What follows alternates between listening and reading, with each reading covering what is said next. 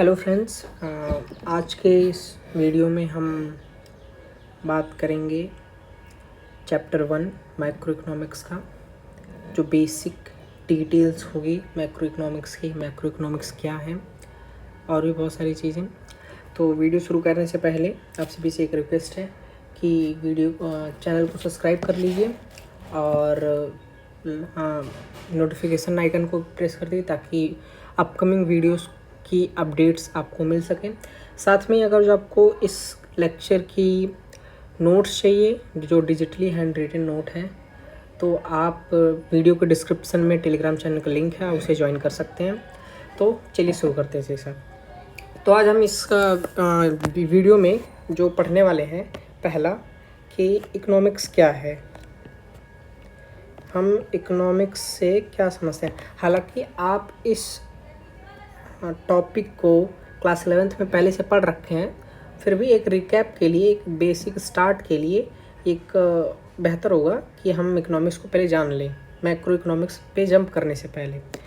दूसरा हम देखेंगे कि इसके दो ब्रांचेज या 2 पार्ट्स कौन कौन से हैं।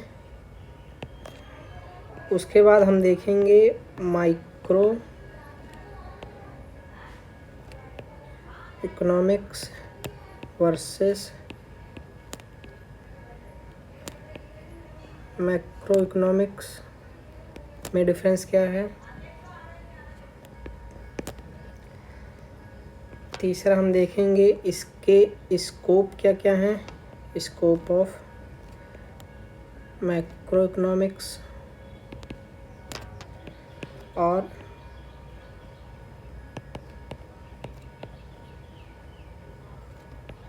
इसके सिग्निफिकेंस क्या क्या है।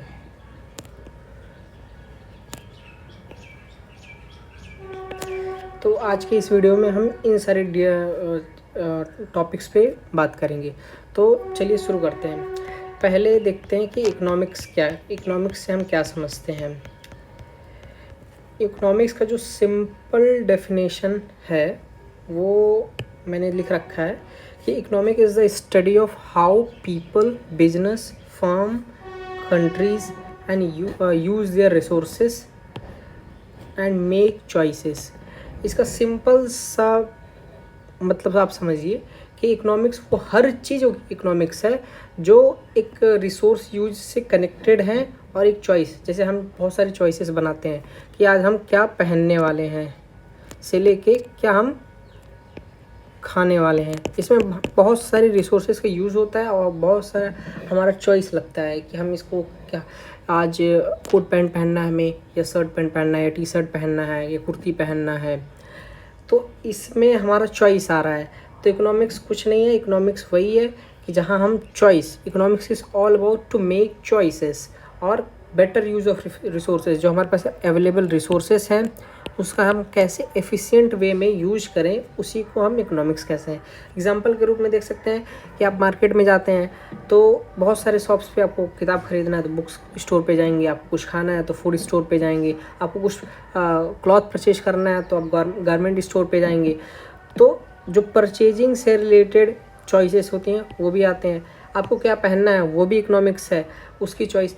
क्या फार्मर जो है, जो किसान खेत में काम कर रहा है या कर रही है, वो क्या ग्रो कल्टीवेट करेगी, उसका चॉइस भी एक इकोनॉमिक्स है। आप क्या पढ़ रहे हैं, क्या चूज कर रहे हैं, कौन सा स्ट्रीम आपने लिया है, आपने कॉमर्स लिया है कि आपने आर्ट्स लिया है, आपने बायो लिया है, क्या लिया है, आपने कौन सा सब्जेक्ट आपको बेहतर लगता है, उसकी भी चॉइस क्या है, वो इकोनॉमिक्स है। आप कहाँ जाना चाहते हैं, आप बाहर जाना चाहते हैं, घर में रहना चाहते हैं, आप किसी कंट्री में विज़िट करना चाहते हैं, आप किसी स्टेट में विज़िट करना चाहते हैं, उसका भी चॉइसेस क्या है, वो इकोनॉमिक्स है।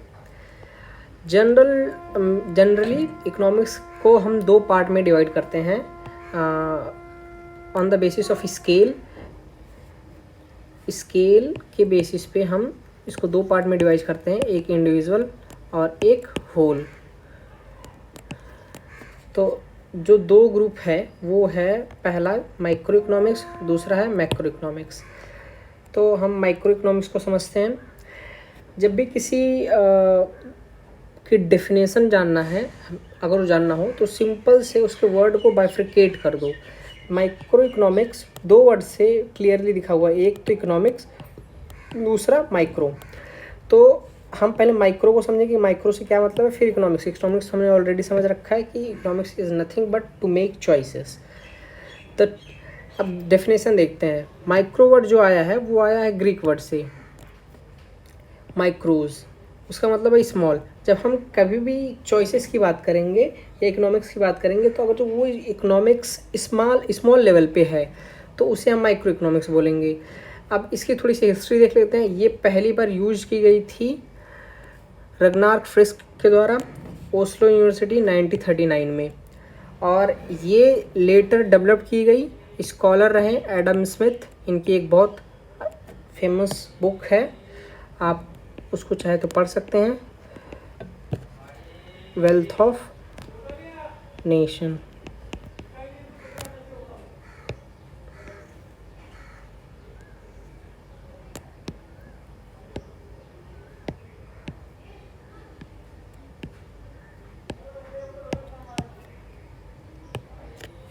तो ये discipline microeconomics as a discipline जो डेवलप की गई वो एडम स्मिथ के द्वारा डेवलप की गई लेटर फेज में। अब मैक्रो इकोनॉमिक्स की डिटेल्स, मैक्रो इकोनॉमिक्स की डिफिनेशन देखते हैं। सेम जैसे हमने माइक्रो इकोनॉमिक्स के केस में किया, हमने उसके वर्ड को बाइफरकेट कर दिया, डिवाइड कर दिया है 2 पार्ट में।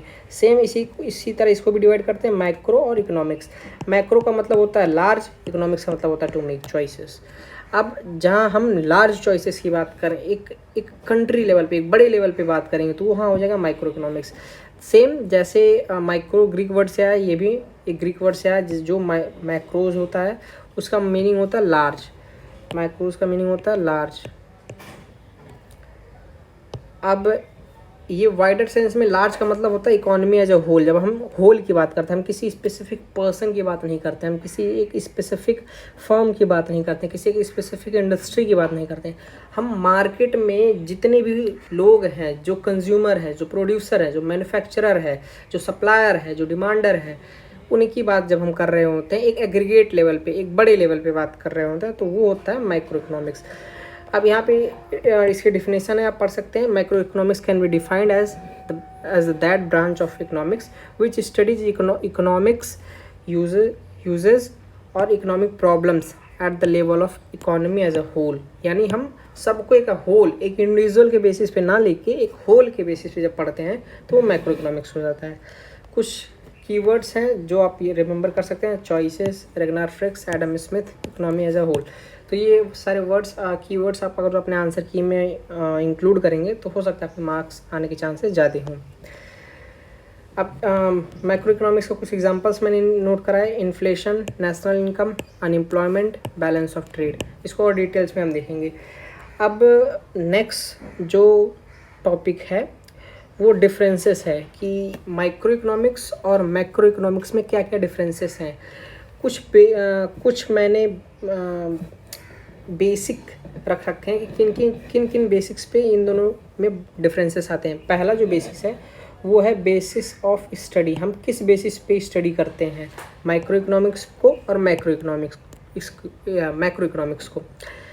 तो प्रॉब्लम ऑफ स्कैरसिटी दोनों में होती है, यानी प्रॉब्लम ऑफ स्कैरसिटी और रिसोर्सेज को हम पढ़ते हैं।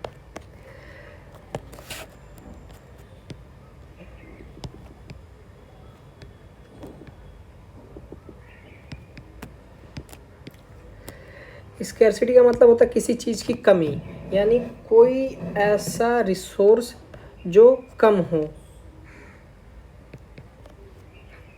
जैसे जो हमारे पास रिसोर्सेज हैं वो बहुत लिमिटेड है, तो उस लिमिटेड रिसोर्स से हम क्या आउटपुट जनरेट कर पाएँ, ये होता है स्कैरसिटी।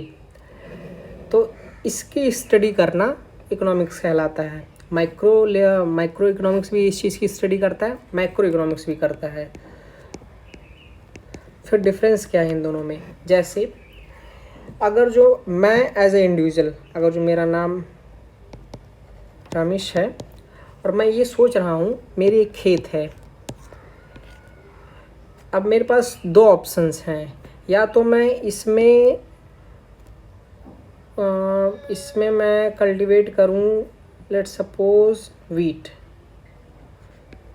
या इसमें मैं कल्टीवेट कर सकता हूँ कोई other crop, let's say potato. अब मेरे पास दो ऑप्शंस है, मेरे पास रिसोर्सेस लिमिटेड है, या तो मैं इसको इस्तेमाल कर सकता हूँ या तो इसको इस्तेमाल कर सकता हूँ कल्टीवेट करने के लिए। तो अब रमेश क्या करेगा, इसके पास रिसोर्सेज तो कमी है, पर अब रमेश क्या करेगा, रमेश सोचेगा कि वीट को अगर जो मैं सेल करूँगा तो ऑन एन एवरेज मुझे ये 21 रुपये किलो या 22 रुपये किलो या 25 रुपये किलो मिलेंगे। वहीं पोटैटो अगर जो मैं ऑन एन एवरेज सेल करूँगा तो वो मुझे 10 रुपये किलो मिलेंगे, 15 रुपये किलो मिलेंगे। तो यानी अगर जो मैं वीट ग्रो करता हूँ तो ये मुझे 5 रुपये का प्रॉफिट देगा। तो इसकी जो स्टडी, क्योंकि रमेश तो क्या है, रमेश एक इंडिविजुअल पर्सन है, अगर जो इस लेवल पे हम इस इकोनॉमिक्स को, इस चॉइस को स्टडी करेंगे तो ये हो जाएगा माइक्रो इकोनॉमिक्स। वहीं अगर जो सेम चीज़ को हम किसी एक कंट्री के बेस, लेट्स से कंट्री का नाम लेते हैं इंडिया, और सेम प्रॉब्लम को स्टडी करते हैं कि इंडिया किस चीज़ की मैन्युफैक्चर करे, वो किसी एक ऐसे गुड की मैन्युफैक्चर करे जिसमें कॉस्ट ऑफ प्रोडक्शन कम आ रहा है, या किसी ऐसे गुड की मैन्युफैक्चर करे जिसमें कॉस्ट ऑफ प्रोडक्शन ज़्यादा आ रहा है। तो इस चीज़ की स्टडी, क्योंकि रिसोर्सेज हमारे पास लिमिटेड है, हमारे पास बहुत ही लिमिटेड रिसोर्स है, उसी लिमिटेड रिसोर्स में हमें आउटपुट जनरेट करना है, तो उस चीज़ की स्टडी को क्या कहते हैं, स्कैरसिटी ऑफ रिसोर्सेज। तो अगर जो हम इंडिया के लेवल पे बात करेंगे और इसी चीज़ की स्कैरसिटी ऑफ रिसोर्सेज की बात करेंगे या problem of allocation of resources की बात करेंगे तो हो जाएगा मैक्रो इकोनॉमिक्स। और सेम चीज़ को अगर हम रमेश के लेवल पे बात करेंगे तो हो जाएगा माइक्रो इकोनॉमिक्स। तो पहला जो बेसिस ऑफ स्टडी है कि हम एलोकेशन ऑफ रिसोर्सेज जो है, problem of choice, problem of scarcity of resources को इंडिविजुअल लेवल पे या हाउस होल्ड या किसी एक फर्म या कोई एक इंडस्ट्री के लेवल पे बात करेंगे तो वो हो जाएगा माइक्रो इकोनॉमिक्स। एग्जाम्पल के रूप में कि रमेश क्या कर रहा है, वो 100 kg एक वीट प्रोड्यूस कर रहा है, तो ये रिसोर्सेज लिमिटेड है, तो इसने 100 kg वीट प्रोड्यूस की, तो ये माइक्रो इकोनॉमिक्स हो जाएगा। सेम अगर जो हम मैक्रो इकोनॉमिक्स की देखें तो ये प्रॉब्लम ऑफ स्कैरसिटी से भी ये भी डील करता है, बस क्या होगा, उसका जो लेवल होगा, उसका जो स्फेयर होगा, वो इकोनॉमी एज अ होल, एक कंट्री के बेसिस पे, एक स्टेट के बेसिस पे बात करेंगे, जहाँ पे बहुत सारे इंडिविजुअल्स आ जाएंगे, बहुत सारे हाउस होल्ड्स आ जाएंगे, बहुत सारे फर्म्स आ जाएंगे, बहुत सारी इंडस्ट्रीज आ जाएगी। एग्जाम्पल के रूप में हम देख सकते हैं India produces goods and services worth of $2.84 trillion. ये एग्जाम्पल है। दूसरा बेसिस देखते हैं इकोनॉमिक वेरिएबल्स। मैथ में आपने वेरिएबल्स पढ़ा होगा क्लास 10th में, होप सो आपको याद हो, नहीं याद हो तो मैं बता देता हूँ। वेरिएबल्स वो होता है कुछ ऐसा एलिमेंट्स जो फिक्स ना हो। तो इकोनॉमिक्स तो आपने हमने डिस्कस कर ही लिया है, वेरिएबल्स डिस्कस कर लेते हैं। इकोनॉमिक्स से बहुत सारे वेरिएबल्स हैं, जैसे demand, supply, equilibrium, total production, cost of production, ये सारे बहुत सारे वेरिएबल्स हैं। Labour, market, consumption, consumer, manufacturer, ये सारे बहुत सारे वेरिएबल्स हैं इकोनॉमिक्स के, जो क्वांटिटी के टर्म में नहीं है, जो एक वेरिएबल यानी एक अल्फ़ाबेटिकल टर्म में है।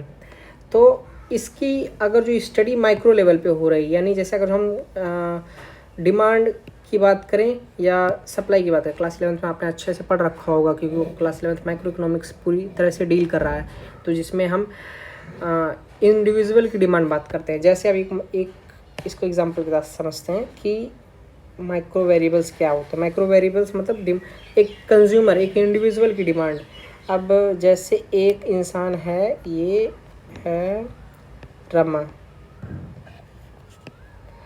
और रमा का इनकम अगर जो 10 रुपये है, अब वो सोच रही है कि उसको पानी पूरी खाना है, या तो वो पानी पूरी खा सकती है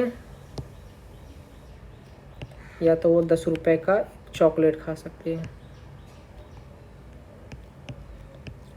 तो अब रमा क्या करेगी, रमा के पास 10 रुपये हैं यानी इनकम है, और रमा विश कर रही है यानी डिज़ायर कर रही है।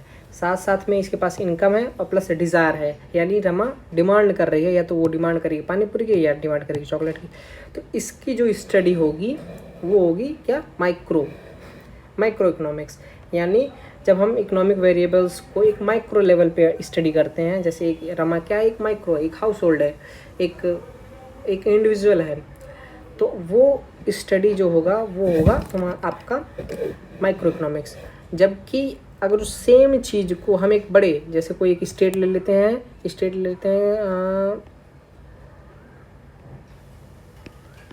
उत्तर प्रदेश,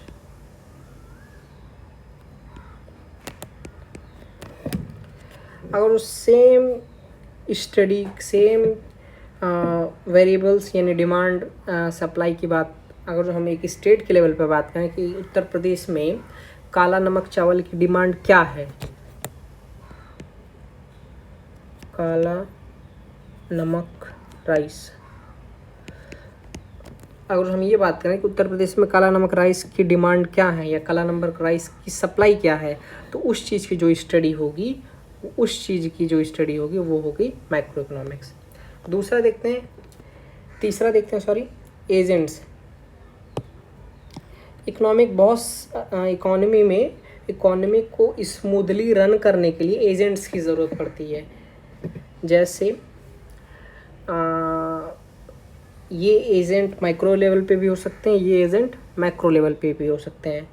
माइक्रो लेवल पे हम एज ए इंडिविजुअल परफॉर्म करते हैं इकोनॉमिक एजेंट। मैक्रो लेवल पे बहुत सारे रेगुलेटरी बॉडीज़ होती हैं जो स्टेट या स्टेट के बिहाफ पे चीज़ों को मैनेज करती है। अब माइक्रो इकोनॉमिक्स को समझते हैं कि एजेंट्स का मतलब होता है कि जैसे आप कोई घर खरीद रहे हैं, एक इंसान है ये ए, एक इंसान है बी। अब ए को घर खरीदना है, बी को घर बेचना है, पर न ए बी को जानता है न बी ए को जानता है। तो वो एक सी ए का पर्सन है, ए सी को जानता है, बी सी को जानता है। तो ए सी को बोलेगा मुझे घर खरीदना है, बी सी को बोलेगा मुझे घर बेचना है। तो एक सी जो है वो एक एज अ मिडिल मैन, एक एज अ एजेंट काम करेगा ए और बी के बीच में, तो ताकि इकोनॉमी स्मूथ रन कर सके। तो ऐसे ही सेम केस माइक्रो लेवल पे भी होता है और मैक्रो लेवल पे भी होता है। तो माइक्रो में इंडिविजुअल जो होते हैं और स्मॉल फर्म्स वही इकोनॉमिक एजेंट्स होते हैं, और जिनका जो मेजर गोल होता है वो प्रॉफिट मैक्सिमाइजेशन होता है, यानी पर्सनल गेन। जो भी हम कर रहे होते हैं वो हम जैसे मैंने यहाँ पे एक एग्जांपल की बात की रमेश की, कि रमेश के पास दो चॉइसेस हैं, या तो वो वीट का प्रोडक्शन करे या तो पोटैटो की प्रोडक्शन करे। पर ये चॉइस वो किस बेसिस पे ले रहा है कि उसको प्रॉफिट किस में ज़्यादा है, उसका पर्सनल प्रॉफिट किस में आ रहा है, उसका पर्सनल प्रॉफिट वीट में आ रहा है, कितने का 5 रुपये का प्रॉफिट आ रहा है, इसमें 5 रुपये का लॉस जा रहा है। तो ये जो रमेश है वो एक इकोनॉमिक एजेंट है as a individual, as a household. तो ये जो चॉइसेस ले रहा है वो अपने इंडिविजुअल प्रॉफिट के बेसिस पे ले रहा है। वहीं अगर जो हम इंडिया के केस में देखें तो इंडिया एक एग्रीगेट लेवल पे एक whole economy as a whole, तो ये चॉइसेस जो चॉइसेस करेगी वो पर्सनल प्रॉफिट पे नहीं, क्योंकि यहाँ पे कोई पर्सनल इंडिविजुअल है नहीं। तो ये चॉइसेस करेगी ताकि कंट्री का ग्रोथ हो और डेवलपमेंट हो। तो जो इकोनॉमिक एजेंट्स होते हैं माइक्रो इकोनॉमिक्स में वो होते हैं इंडिविजुअल, स्मॉल फर्म्स, और ये ही जो डिसीज़न होते हैं कि क्या ग्रो करना है, क्या कल्टीवेट करना है, क्या चॉइसेस हमारे होने चाहिए, और रिसोर्सेस एलोकेशन की बात वो यही सारे इंडिविजुअल्स बात करते हैं। जबकि मैक्रो और इनका जो फोकस होता है वो प्रॉफिट मैक्सिमाइजेशन होता है पर्सनल गेन के लिए, यानी पर्सनल प्रॉफिट के ऊपर फोकस होता है। और जबकि मैक्रो इकोनॉमिक्स क्या होता है, मैक्रो इकोनॉमिक्स में स्टेट का मतलब कोई एक स्टेट से नहीं, स्टेट का मतलब एक बॉडी से है। वो कोई नेशन भी हो सकता है, कोई कंट्री भी हो सकती है, और कोई एक यूटीज या स्टेट भी हो सकता है। तो स्टेट या स्टैट्यूटरी बॉडी जैसे RBI, reserve bank of India, SEBI, try, तो ये सारे क्या हैं, ये हाँ मैक्रो एजेंट्स हैं, यानी जो एक बड़े लेवल पे, एक एग्रीगेट लेवल पे चीज़ों को मैनेज करते हैं, डिसीजंस लेते हैं, और इनका फोकस क्या होता है, कंट्री का ग्रोथ और डेवलपमेंट फोकस होता है। चौथे पॉइंट की अगर हम बात करें तो वो है डिग्री ऑफ एग्रीगेशन। एग्रीगेशन का मतलब होता है कि हम चीज़ों को बड़े लेवल पे, कौन बड़े लेवल पे बात कर रहा है, कौन छोटे लेवल पे बात कर रहा है। तो एग्रीगेशन माइक्रो इकोनॉमिक्स में लिमिटेड एग्रीगेशन होता है। एग्रीगेशन मतलब होता है सम, लिमिटेड एग्रीगेशन होता है इकोनॉमिक वेरिएबल्स का कंपेयर टू मैक्रो इकोनॉमिक्स। बल्कि मैक्रो इकोनॉमिक्स में एग्रीगेशन बहुत ज़्यादा होता है। एक इकोनॉमी को एक ही यूनिट माना जाता है। जैसे इसमें एक इंडिविजुअल ये है, एक इंडिविजुअल ये है, एक इंडिविजुअल ये है। इसमें एग्रीगेशन का मतलब ये है कि ये 10 रुपये का कुछ बेच रहा है, ये 10 रुपये का कुछ बेच रहा है, ये 10 रुपये का बेच रहा है। और एग्रीगेशन का मतलब इन तीनों को ऐड करके हम बोल देंगे कि एक कोई रीजन है, उसमें 30 रुपये का सामान बेचा गया, ये होता है एग्रीगेशन। माइक्रो इकोनॉमिक्स में ये एग्रीगेशन बहुत ना के बराबर होता है। इसमें एक इंडिविजुअल की बात की जाती है कि एक ए है, एक बी है, एक सी है। ए ने 10 रुपये का सामान बेचा, बी ने 10 रुपये का सामान बेचा, सी ने 10 रुपये का सामान बेचा। तो माइक्रो इकोनॉमिक्स में एग्रीगेशन नहीं होती है। वेयर एज मैक्रो इकोनॉमिक्स में इसमें एग्रीगेट की ही बात करते हैं, इकोनॉमी को एज अ होल लेके बात करते हैं कि ये कोई एक कंट्री है, इसमें एक इंडिविजुअल ये है, एक इंडिविजुअल ये है, एक इंडिविजुअल ये है, एक इंडिविजुअल ये है, एक इंडिविजुअल, सब ने कुछ मैन्युफैक्चर की, कुछ प्रोड्यूस किया, या कुछ डिमांड किया, या कुछ सप्लाई किया, और उसका जो वर्थ था वो 100 रुपये था। तो यहाँ पे एक यूनिट की बात गई है, सबको एक ही साथ, एक इकोनॉमी एज अ होल लेके बात की गई है। तो डिग्री ऑफ एग्रीगेशन का मतलब इतना ही है कि माइक्रो इकोनॉमिक्स में बहुत लिमिटेड एग्रीगेशन होता है और मैक्रो इकोनॉमिक्स में बहुत ही ज़्यादा एग्रीगेशन होता है, यानी इसमें एग्रीगेट की ही बात की जाती है। पांचवा डिफरेंसेस क्या है, सेंट्रल इशूज़। इसमें माइक्रो इकोनॉमिक्स में जो सेंट्रल इश्यूज होते हैं वो एलोकेशन ऑफ रिसोर्सेज होता है, कि हम रिसोर्स को कैसे एलोकेट करें, कैसे यूज़ करें। जबकि मैक्रो इकोनॉमिक्स में ओवरऑल आउटपुट की बात की जाती है कि कितना हम आउटपुट जनरेट कर पा रहे हैं, या एम्प्लॉयमेंट की बात की जाती है। इसमें सेंट्रल इश्यूज़ क्या होता है, सेंट्रल इश्यूज़ होता है कि ओवरऑल आउटपुट कितना जनरेट हुआ, हम किसी एक इंडिविजुअल की बात नहीं करते हैं। और नेक्स्ट जो बेसिस है कि मेथड ऑफ स्टडी, कि हम इकोनॉमिक्स में क्या क्या, जैसे माइक्रो इकोनॉमिक्स में जो हम स्टडी करते हैं वो पार्शियल इक्विलिब्रियम एनालिसिस की बात करते हैं। इक्विलिब्रियम आप क्लास 11 में पढ़ रखे हैं, कोई दो वेरिएबल्स हैं ए और बी, जब किसी दोनों के बीच में कोई कॉमन पॉइंट होता है तो उसे इक्विलिब्रियम कहते हैं। तो पार्शियल इक्विलिब्रियम एनालिसिस का मतलब ये होता है कि हम माइक्रो इकोनॉमिक्स में किसी एक मार्केट की बात कर रहे होते हैं। अब जैसे एक एग्जांपल के रूप में हम देख सकते हैं कि अगर जो हम गुड मार्केट की बात करें, गुड्स,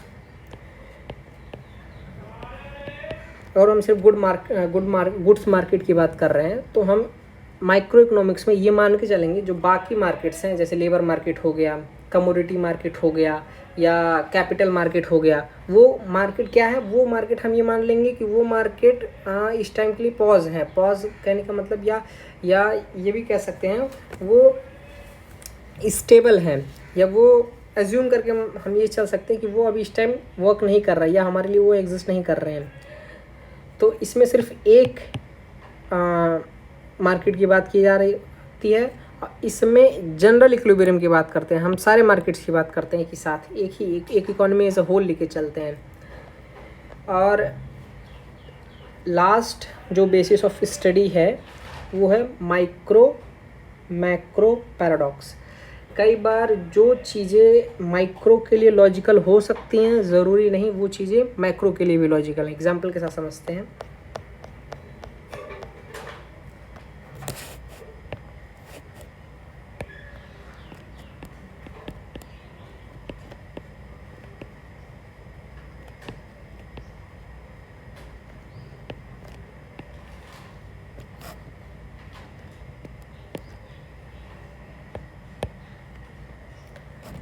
माइक्रो, पहले माइक्रो की बात करते हैं। जैसे एक पर्सन है, फिर से हम इसका नाम लेते हैं रमेश। रमेश का इनकम जो है 100 रुपये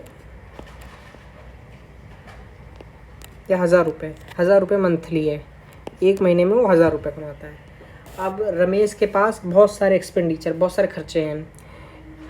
एज ए इंडिविजुअल हम और आप क्या सोचते हैं? हम और आप यही सोचते हैं कि हम अपने एक्सपेंस को कम करें, हम अपने खर्च को कम करें, हम अपनी सेविंग्स को बढ़ाएं। एक मिडिल मैन यही सोचता है, मिडिल वुमेन यही सोचती है कि कैसे कैसे उसका जो खर्च है वो कम हो। क्यों? क्योंकि अगर जो फ्यूचर में कोई एक ऐसा कंडीशन आता है जहाँ उसे पैसे की ज़रूरत है, तो उसे बैंक से लोन लेने में मुश्किल फेस करनी पड़ती है, या किसी से उधार मांगने में मुश्किल फेस करनी पड़ती है, या किसी को उधार मांगते तो ये होता है कि वो लोग प्रेफर नहीं करते उधार देना।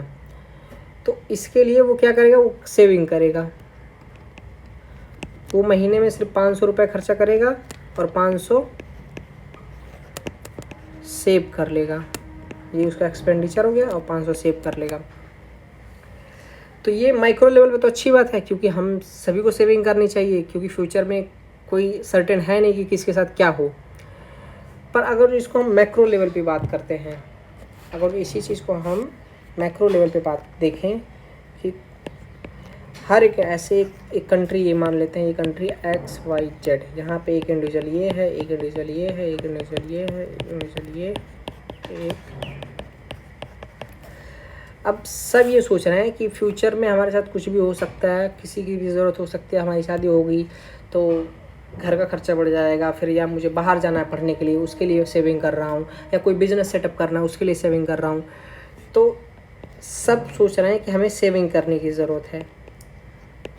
इससे उनका एक्सपेंडिचर क्या होगा? कम जाएगा, यानी वो खर्च कम करेंगे। अब इसका डायरेक्टली रिलेशन है डिमांड से, यानी हम खर्च कम करेंगे तो डिमांड नीचे जाएगा। अब जैसे अब ये सारे लोग ये सोच रहे हैं कि इनका इनकम 1000 रुपये है, 500 रुपये वो खर्च करेंगे, 500 रुपये बचा लेंगे, और 500 रुपये जो बचा लेंगे वो खर्च हुआ नहीं। अब वो खर्च हुआ नहीं तो इसका मतलब उन्होंने वो 500 रुपये की कोई और गुड या सर्विस डिमांड नहीं की, यानी कंट्री की डिमांड नीचे जाएगी। और जब डिमांड नीचे जाएगी तो सप्लाई,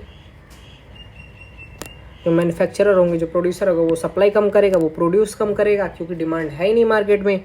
तो इससे क्या होगा? जो इकोनॉमी यानी जीडीपी जो होगी कंट्री की, वो डिक्लाइन हो जाएगी। क्योंकि जीडीपी क्या होती है कि total goods and services produce with in geographic boundary of a country with in a year. तो जीडीपी डिक्लाइन चलिएगा। जीडीपी डिक्लाइन करने से क्या हो जाएगा? कंट्री का जो ग्रोथ होगा वो डिक्लाइन हो जाएगा।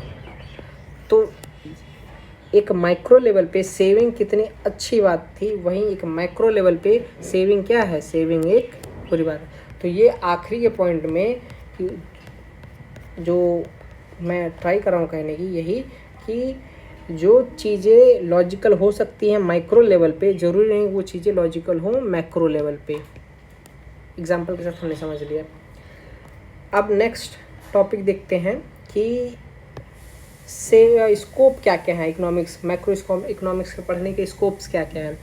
पहला स्कोप है कि हम नेशनल इनकम के बारे में जान सकते हैं और उसके रिलेटेड एग्रीगेट्स के बारे में जान सकते हैं कि नेशनल इनकम क्या है, एक्सपेंडिचर क्या है, कितने गुड्स एंड सर्विसेज प्रोड्यूस हो रहे कंट्री में, फॉरेन से कितनी इनकम आ रही है, कितनी इनकम यहाँ से फॉरेन जा रही हैं। इन सारी चीज़ों की स्टडी हम कर सकते हैं। एम्प्लॉयमेंट के बारे में हम जान सकते हैं कि कंट्री में कितने एम्प्लॉयमेंट है, कितनी अनएम्प्लॉयमेंट है, डिस्गाइज्ड अनएम्प्लॉयमेंट कितना है, वॉलंटरी अनएम्प्लॉयमेंट कितना, वर्क फोर्स कितना है, लेबर फोर्स कितना है कंट्री में।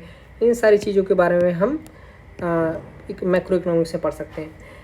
तीसरा जो हम चीज़ पढ़ सकते हैं वो है मनी के बारे में, क्योंकि एक कंट्री के अंदर जो भी प्रोड्यूस होता है उसको हम उसकी जो वैल्यू निकालते हैं वो मनी के टर्म्स में ही निकालते हैं। तो हम मनी को जब पढ़ेंगे तो उसकी सारे एग्रीगेट, उसके जो सारे एग्रीगेट्स होंगे, उसके जो वेरिएबल्स होंगे, हम उनकी भी स्टडी कर पाएंगे। तीसरा हम प्राइस लेवल की बात करेंगे। Price level, general price level, जिसमें हम इन्फ्लेशन की बात करेंगे, डिफ्लेशन की बात करेंगे, कंट्री में महंगाई कितनी चल रही है, पहले जो तेल 110 रुपये 100 रुपये 80 रुपये लीटर मिलता था, आज वो तेल 180 120 140 या 200 रुपये लीटर मिल रहा है। तो इसकी जो डिफरेंस है, इसकी जो गैप है, उसकी स्टडी करना वो होगा इन्फ्लेशन और डिफ्लेशन, कि जो कंट्रीज़ में महंगाई बढ़ी है कि घटी है, उसकी जो स्टडी करना वो मैक्रो इकोनॉमिक्स हेल्प करेगा। तीसरा जो हेल्प का पांचवा जो पॉइंट है जो मैक्रो इकोनॉमिक्स हेल्प करता है पढ़ने में, या स्कोप है जो, वो है गवर्नमेंट का बजट। गवर्नमेंट हर साल फ़ेब में बजट लेकर आती है। 1 फ़ेब को हर साल जो फाइनेंस मिनिस्टर होते हैं वो पार्लियामेंट में गवर्नमेंट बजट लेकर आते हैं। मैक्रो इकोनॉमिक्स हेल्प करता है कि उस बजट की स्टडी हम कर पाएँ, बजट डेफिसिट है या बजट रिसीट है, बजट में डेफिसिट बजट है यार, हमारा रेवेन्यू कितना है, हमारा एक्सपेंडिचर कितना है, हम किस किस सेक्टर पे फोकस करने वाले हैं, हम एजुकेशन पे फोकस करने वाले हैं या हम एम्प्लॉयमेंट पे फोकस करने वाले हैं, हम मैन्युफैक्चरिंग पे करने वाले हैं या हम एमएसएमई पे फोकस करने वाले हैं। तो इसका जो स्टडी करता है वो मैक्रो इकोनॉमिक्स के अंदर डील करता है। छठा पॉइंट जो है वो एक्सचेंज रेट और बैलेंस ऑफ पेमेंट। जैसे आज एक Indian rupee equal to 1.6 Nepali rupees, तो ये कि कैसे इंडिया की करेंसी फॉरेन करेंसी से एक्सचेंज होती है, इसकी जो स्टडी होती है वो एक्सचेंज रेट होता है। जो रेट डिटरमाइन किया जाता है, कई बार मार्केट से डिटरमाइन किया जाता है और कई बार फिक्स फोर्सेस यानी जो सेंट्रल बैंक होती हैं दोनों नेशन की, वो डिटरमाइन करती है कि उन दोनों के बीच में एक्सचेंज रेट क्या होगा। जैसे इंडिया और नेपाल के बीच में क्या है, दोनों काम करता है। कुछ हद तक मार्केट डिटरमाइन करता है, कुछ हद तक यानी मैक्सिमम जो डिटरमाइन करती है वो दोनों कंट्रीज़ की नेशनल बैंक डिटरमाइन करती है। तो इसीलिए आप देखेंगे कि इंडिया और नेपाल के बीच का जो एक्सचेंज रेट है वो मैक्सिमम फिक्स रहता है, फिक्स एक्सचेंज रेट है। बाकी वहीं यूएस और इंडिया के देखें तो $1 इक्वल टू 83 या 84 इस टाइम इसी के आसपास होगा रुपीज़। तो ये एक्सचेंज रेट वेरिएबल है, यानी ये हमेशा वेरी करता रहता है। ये मार्केट फोर्सेस पे डिटरमाइन करता है कि किसकी इकॉनमी, किसकी मार्केट बेहतर इफ़िशिएंटली काम कर रही है। दूसरा बैलेंस ऑफ पेमेंट्स, कि कौन कंट्री किसको कितना पे कर रही है, इंपोर्ट कितना है, एक्सपोर्ट कितना है, फिर उस एक्सपोर्ट के पीछे की रेवेन्यू कितनी आ रही है, उस इंपोर्ट के पीछे की रेवेन्यू बाहर कितनी जा रही है, हमारे पास फॉरेक्स कितना है। इन सारी चीज़ों को लेके जो स्टडी करता है वो मैक्रो इकोनॉमिक्स करता है कि हमने इतना एक्सपेंडिचर खर्च किया, इतने रेवेन्यू हमारे पास आई, क्या हम डेफिसिट में हैं या हम प्रॉफिट में हैं, इस चीज़ की स्टडी क्या मैक्रो इकोनॉमिक्स करता है। इसके साथ साथ हम सिग्निफिकेंस देखते हैं कि यूजफुल कैसे है मैक्रो इकोनॉमिक्स। पहला यूजफुलनेस यही है कि हम नेशनल इनकम के बारे में जान सकते हैं, हम एम्प्लॉयमेंट के बारे में जान सकते हैं, हम गवर्नमेंट बजट के बारे में जान सकते हैं। दूसरा ये यूजफुल है कि जैसे जो सेंट्रल गवर्नमेंट या सेंट्रल बैंक्स हैं वो उनके लिए हेल्पफुल ये है कि वो पॉलिसीज़ बनाती हैं। जैसे आरबीआई क्या करता है, डिमोनेटाइजेशन लाइक 2016 में, उसके थ्रू इकोनॉमिक स्टेबिलिटी अचीव की जा सकती है। तो आरबीआई जैसे कुछ स्टेप्स लेता है, कुछ जैसे रेपो रेट हो गया और सीआरआर हो गया, एलएसआर हो गया, एलआरआर हो गया, तो वो कुछ पॉलिसीज़ लेते हैं, जैसे फिजिकल पॉलिसी हो गया या बजटरी पॉलिसी हो गया, उसके थ्रू इकोनॉमी को स्टेबलाइज करने की कोशिश करते हैं। तो एक सिग्निफिकेंस ये हो गया। दूसरा बैलेंस ऑफ पेमेंट का स्टेटस, कि हमारा एक्सपेंडिचर कितना है, हम ज़्यादा गुड्स इंपोर्ट कर रहे हैं, ज़्यादा गुड एक्सपोर्ट कर रहे हैं, या हमारे कंट्री में ही कि कितना एक्सपेंडिचर हो रहा है मैन्युफैक्चरिंग पे, कितना एक्सपेंडिचर और सर्विसेज पे, कितना रेवेन्यू जनरेट हो रहा है, कितना रेवेन्यू सोशल गुड्स पे एक्सपेंडिचर हो रहा है। तो इन सारी चीज़ों में हेल्पफुल करता है। दूसरा नेक्स्ट जो पॉइंट है वो प्रॉब्लम ऑफ पॉवर्टी, कि कैसे हंगरनेस कंट्री में बढ़ रही है। हंगर इंडेक्स की बात हम करते हैं, इसमें पॉवर्टी की बात करते हैं कि इंडिया में कितनी पॉवर्टी है। इसमें इन्वायरमेंटल पॉलिसीज़ की बात करते हैं। अभी रिसेंट में सुप्रीम कोर्ट ने क्लाइमेट चेंज को एक फंडामेंटल राइट डिक्लेयर किया। तो इन्वायरमेंटल पॉलिसीज़ की बात करते हैं, ये काफ़ी हॉट टॉपिक है। और इन्वायरमेंटल पॉलिसीज़ की बात करते हैं कि कैसे इन्वायरमेंटल इम्पैक्ट जो होता है वो वेरियस सेक्शंस पे पड़ता है। इसके साथ पॉलिसी फॉर्मुलेशन पे भी डिस्कस करते हैं कि डिमांड कितना है कंट्री में, सप्लाई कितना है, कहाँ कहाँ पे सरकार को फोकस करने की ज़रूरत है, कहाँ कहाँ पे इंडिविजुअल को फोकस करने की ज़रूरत है, एज ए इंडिविजुअल कहाँ कहाँ पे एक ही स्टेट फोकस कर सकता है ताकि सप्लाई बढ़ाया जा सके, डिमांड क्रिएट किया जा सके। लास्ट पॉइंट जो है वो रोड मैप है ग्रोथ का और डेवलपमेंट का, कि कैसे ये ग्रोथ और डेवलपमेंट पे फोकस करती है। तो आज के इस वीडियो में इतना ही। अगर जो ये वीडियो आपको अच्छा लगा हो तो चैनल को सब्सक्राइब कर दीजिए, लाइक करें, और इस वीडियो में क्या क्या इम्प्रूवमेंट की जा सकती है उसके लिए कमेंट सेक्शन हमेशा आपके लिए ओपन रहता है। आप अपने सजेशंस, अपने फीडबैक्स उसमें दे सकते हैं। तो आज के इस वीडियो में इतना ही। नेक्स्ट पार्ट के लिए चैनल को सब्सक्राइब कर लीजिए। Thank you.